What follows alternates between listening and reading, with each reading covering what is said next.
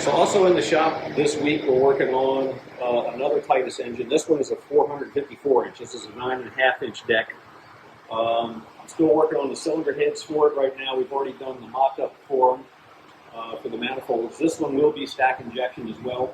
So we have to make spacers and everything to go because there are no 9.5 Cleveland stack injection manifolds. So we have to put manifold spacers and everything in it to work.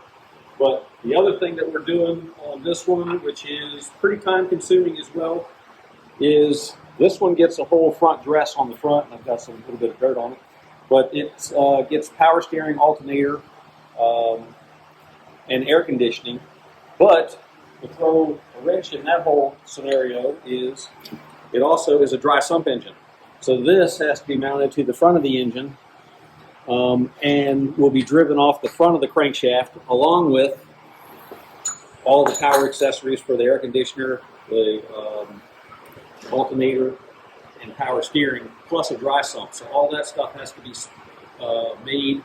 We have to make a mandrel to go in front of the crankshaft pulley that drives all these accessories, this big serpentine system. So in order to drive the dry sump pump, we have to make the bracketry, have all that spaced right, get the harmonic balancer and everything spaced right.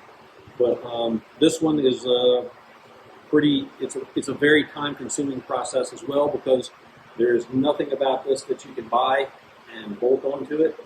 Everything on this engine has to be made, and it's a step-by-step process. Sometimes you can't go to the next step until you've made the step before.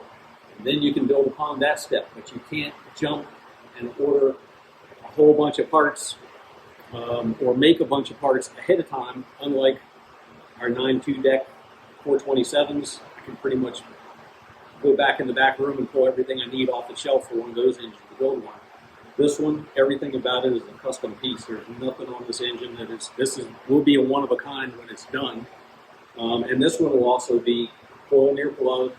It's a 8-stack injection. We'll have the same kind of harness and everything as what that one does. And then over here we have a freshen up that's happening on a 427 as well. So we're cleaning up parts, getting everything clean. We're getting ready to rehome the block on that one, and then we'll start doing our bearing clearances and measuring up.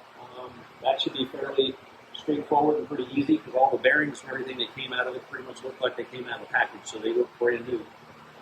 So we're just going to measure them, check them, and we'll start assembling that engine the next day or so.